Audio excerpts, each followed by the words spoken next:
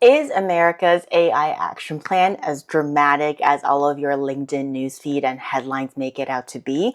Or is there more to it than what meets the eye? Hi everyone, my name is Lydia Wu. I'm the founder and creator here behind Whoops, Did I Think That Out Loud? And over the course of the past week, my entire newsfeed has been blown up with different interpretations and opinions and views on the new AI action plan that just came out of the White House last week. And these interpretations ranges anywhere from bold claims like America is deregulating AI completely, all the way to, wow, DEI and climate change are completely off the books now, so on and so forth. And sometimes these interpretations are just about as long to read as the AI action plan itself. And the best part is you'll maybe get 2 paragraphs that talks about the AI action plan, and then the remainder of it is the creator selling their services, their software, or whatever there is. So, in classic Whoops Did I Think That Out Loud style, what I did this week was that I actually pulled up the original document, all 28 pages of it, so it's not actually that long, and I read it word for word. And what I've done is I actually went through the document highlighting things that I think are really interesting, and I want to take you through that. So that way you and I can actually go to the text of the document, look at it together, and I will let you arrive at your own conclusion in terms of what you make of it. Is it good? Is it bad? Is it ugly? Now, a couple things I do want to call out before we get started in all of this is that, number one, kind of park your political views aside and take this document for what it is, which is effectively a government roadmap that says, here is how we view AI and here are the actions that we want to put into place in order to use AI as a competitive advantage and to grow the country going forward. There's a lot of views, there's a lot of opinions, there's a lot of feelings in the ecosystem right now, and I can completely appreciate that. But I think in order for you to really understand this document, the intentions behind it, you kind of have to park that aside for a moment and read it word for what it is, because this document is going to set trends and thinking patterns. While it doesn't give a very specific execution timeline in terms of when things are going to happen and exactly how they're going to happen, we're still very much at the 30,000 foot level in terms of that. It is going to influence a lot of thinking and a lot of conversations pertaining to what the US is doing on the AI part of it. Now, before we get started, I think as I was going through the document, there were 3 things that stood out to me very, very explicitly. I will link the original document in the links below because I really do believe it's important for people to read the original source documents and arrive at their own conclusions. But the 3 things that really stood out to me is that, number one, this entire document is what I would call capitalism at its finest. It is incredibly reflective of how the US has grown its economy over the decades and how it intends to run the economy and its institutions as well. So keep that in mind as you're reading this, because yes, it does take a very distinctive flavor on its own. It is very different than the EU AI Act and all of the other countries' regulations in that regard. But again, you need to take in the region's history, the geopolitics, the philosophy of how every region runs their own economy into consideration in terms of how they have written the text of these acts and regulations. So that's one thing that stood out to me. The second thing that stood out to me that surprised me a little bit, quite honestly, was the acknowledgement of where the shortcomings have been over the past few decades, specifically related to the lack of infrastructure we currently have in the country pertaining to building AI and being able to build facilities that can support AI as part of the economy. The other thing related to that too is a very explicit call out to all of the different risks that are associated with utilizing AI. And these are very similar to the risks that this industry have been calling out for a very, very long time. So I kind of do appreciate the level of transparency as well as the level of detail that this entire AI action plan went into in terms of considering national risks as well as just general workforce and utilization risks. Last but not least, the third thing that really stood out to me was the fact that there was a very, very explicit acknowledgement to the upskilling of the workforce that is needed. So to anyone out there that's kind of thinking like, yeah, AI is just a passing fad, like it's going to go away soon.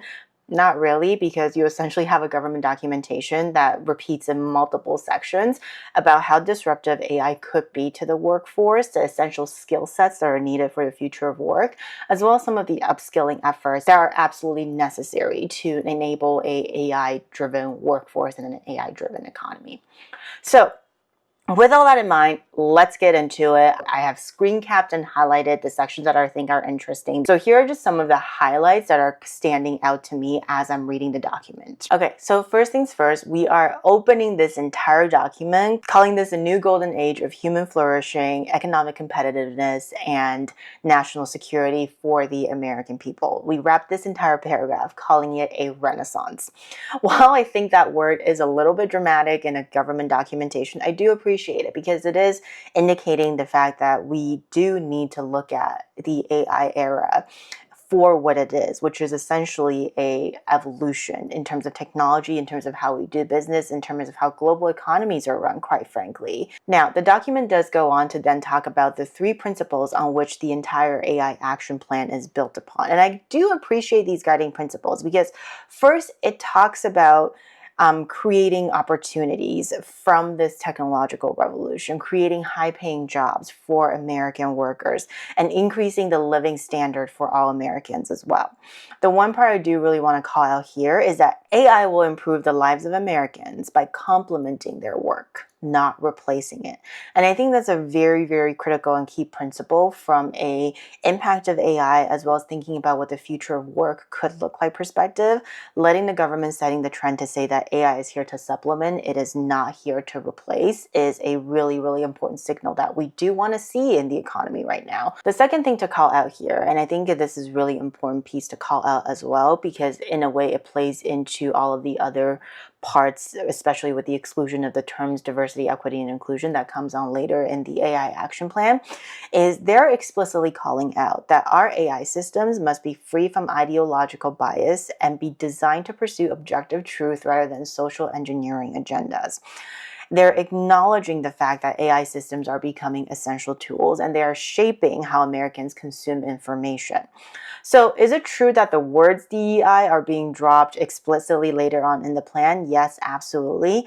But the fact that they're mentioning very much upfront and talking about how the pursuit of objective truth is a foundation and underlying principle to which the remainder of the AI action plan is built upon does bring me a little more comfort in terms of the intention of which the government wants AI systems to be used for versus like what specific terms and whatnot or subjects we are excluding from databases and things along those lines. So the third thing I want to call out here then is the third principle, which is that we must prevent our advanced technologies from being misused or stolen by malicious actors, as well as monitor for emerging and enforcing risks. So here is the acknowledgement that we don't know what we don't know, and there could be things that are coming up, and we do need to have constant vigilance as we are using AI systems and as we are building basically action plans and setting things into law related to AI systems themselves. So all said and done, is this super detailed? No, but from a very high level principled approach perspective, I do appreciate these 3 things being called out up front. And I do think that bulk of the AI action plan in the rest of the document does reflect those 3 foundation principles. Again, quick reminder here, we're reading this document for what it is without politics or feelings or anything along those lines. This is just being interpreted as a government roadmap in terms of what they want to do to move themselves with AI and to shape the economy around AI. So now we get into the first section, which is about removing red tape and onerous regulation. A lot of the posts I've seen on LinkedIn recently basically reads this section and goes like, the US is deregulating AI entirely. Is it true? I honestly think it's a bit of a stretch of definition, to be honest, based on the text that I'm reading here and that I'm putting on the screen for you here. What it's basically saying is that in order to be competitive in the global economic landscape, we can't let existing bureaucratic red tapes get in the way of AI development. It's basically what any global government would do, quite honestly, when they're trying to advance an industry and when they're trying to fast track it. It's not to say that they're deregulating it entirely. It's just saying that we're going to expedite it and move things faster than it normally would have. The other part that gets called out a lot is the fact that the state regulatory environment versus federal regulatory environment and a whole bunch of interpretation that's related to it. All the action plan says is that they have to consider a state's AI regulatory climate when making funding decisions and limit funding if the state's AI regulatory regime may hinder the effectiveness of the federal funding or award.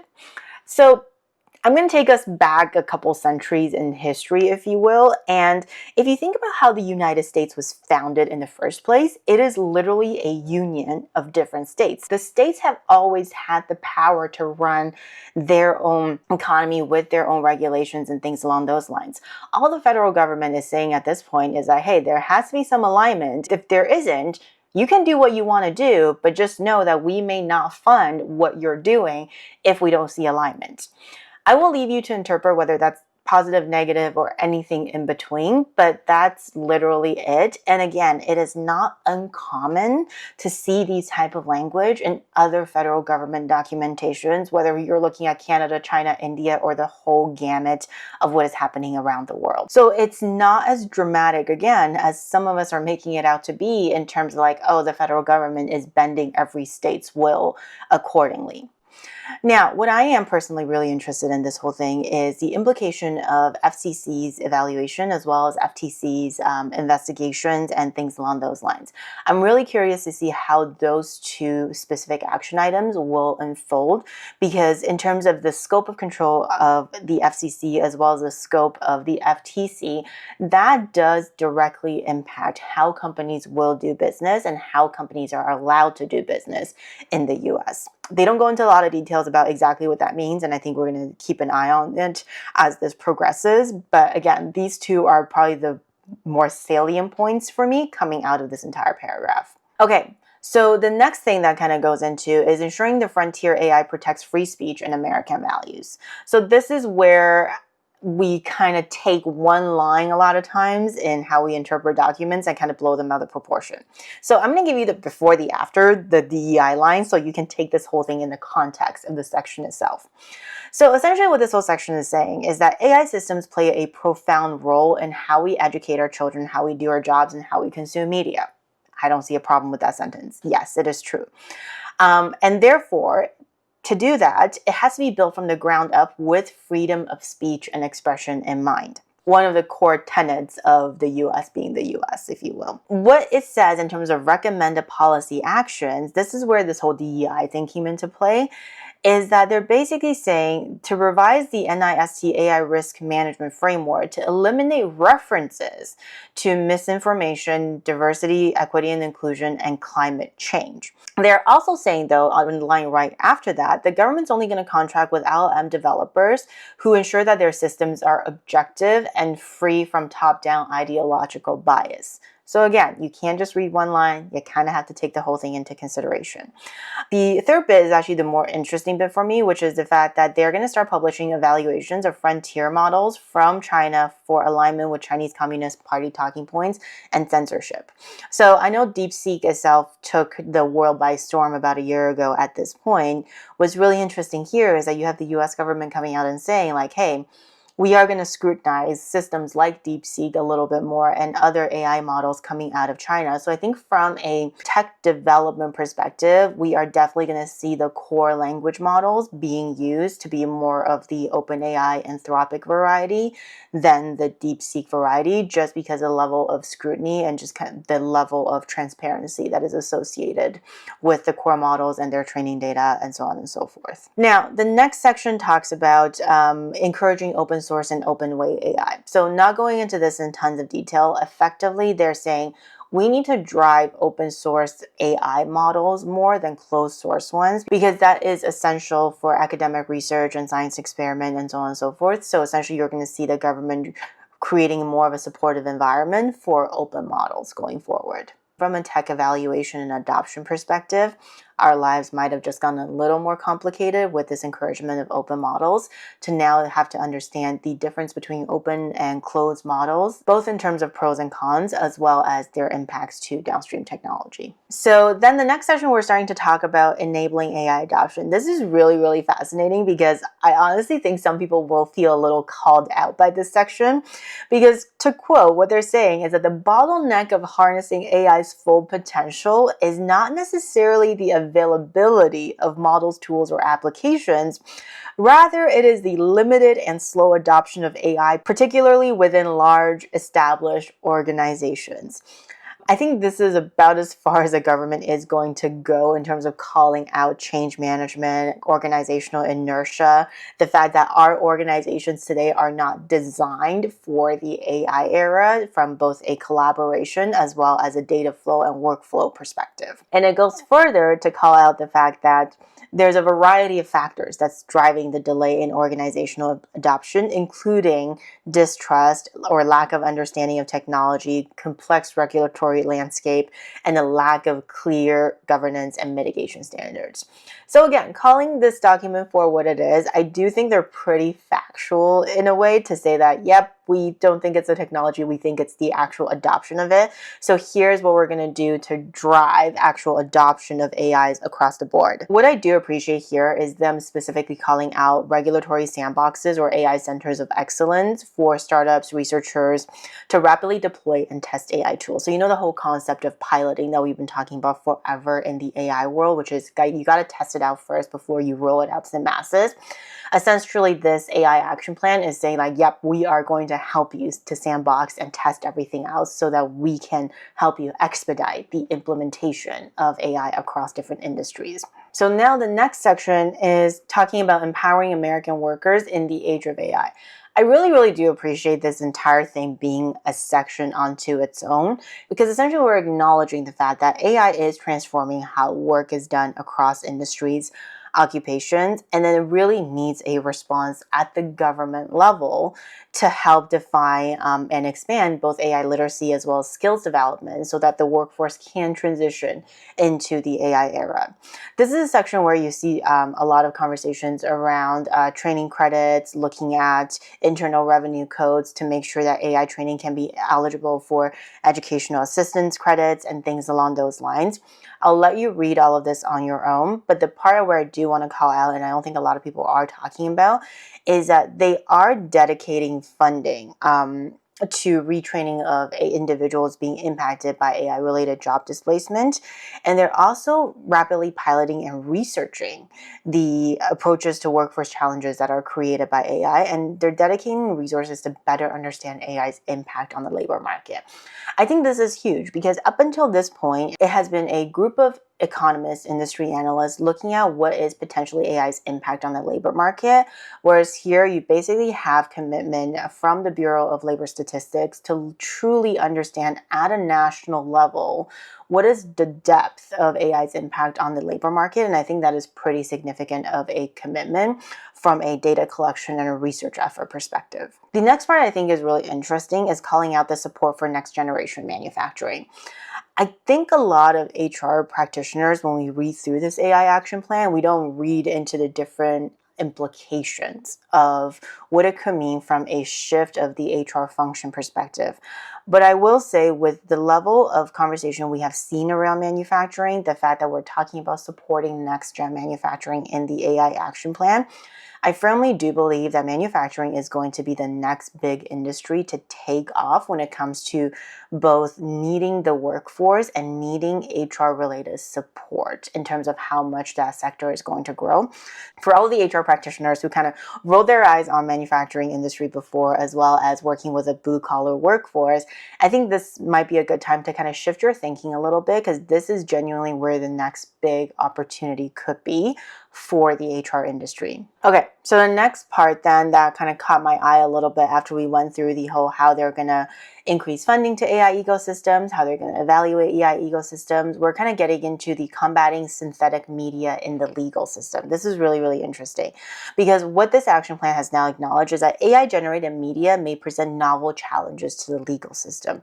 So I think we can start keeping an eye on the different iterations and interpretations over the course of the next couple of years of how laws are going to change because of AI content that is being introduced and the deep fakes that are currently out there. The next part, which I find really, really interesting, and it's kind of introduced a different way of thinking a little bit, is that a lot of times when we talk about AI, we talk about the fact that AI is going to replace jobs, AI is going to replace humans, etc., etc.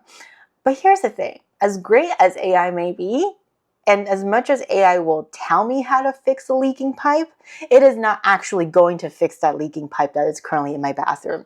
So essentially what this whole plan is saying in the section of training a skilled workforce on AI infrastructure is that roles like electricians, advanced HVAC technicians, and a host of other high-paying occupations are still very much needed in the AI economy. It is still needed to build the infrastructure that is to enable AI. So don't look down on the trades because, again, we've already started to see an uptick in this. I think we're going to continue to see an uptick in a lot of the trades roles because those are genuinely roles that cannot be replaced by technology, or at least in the short term. Okay, so the next two sections, I think it's just more so general principle than true action, but I do want to call out is that they are looking to promote a secure by design AI technology and application. They're pretty much acknowledging that AI systems are susceptible to adversarial inputs, and therefore the US government is responsible to ensure that the AI system it relies on are protected against suspicious or malicious inputs, essentially. Which I think it's kind of interesting how they're talking about it because this is the risk that we've been talking about in the industry for a very, very long time. So for the AI action plan to come out and say like, yep, there are risks involved, it's like, okay, at least you're thinking about it. TBD what the action plan could look like and TBD when and how these actions are going to be put into place, at least you're thinking about it. Last but not least, it talks about export American AI to allies and partners. So I think this is really interesting because it says the US must meet global demand for AI by exporting its full AI technology stack to all countries willing to join America's AI alliance. So going back to what I was saying at the very beginning of the video, that this document is very reflective of how the US runs its economy and its philosophy of commerce across the world. This is where we're starting to see it again because they're basically saying, not only do we intend to do all of this and build all of this for ourselves, but we're also intending to use this as way of AI diplomacy, if you will, and kind of expand our influences on the AI realm globally as well. All said and done, again, I think this is one of those plans that you really, really have to read for what it is without political feelings or anything else along those lines. You have to take it with a grain of salt because this is essentially a roadmap. And if you worked in HR tech long enough, you know what happens to roadmaps. So to me, what is really important is kind of seeing the next actions that the government will take pertaining to how, when, where, and who they're delegating to execute all of these recommended actions with, and exactly how those actions are going to be put into place at the federal level, and more specifically, how each and every one of the states will react to the actions at the federal level. So all said and done, I take this paper as a high-level set of guiding principles. It is going to shape a lot of the conversation and trends that we see in the next little while, but I don't think it is going to dramatically change the day-to-day of how your business is done. If anything, it really should just help you shape your thinking a little bit around how AI is going to play into your organization, how are you going to leverage AI training as well as upskilling your workforce related to AI. And then from there, keeping an eye on more detailed rollouts related to this action plan. Hopefully you found this video helpful, and if you did, please give me a like or subscribe down below. And if you want to chat a little bit more, feel free to reach out to me, and I will see you at the next video.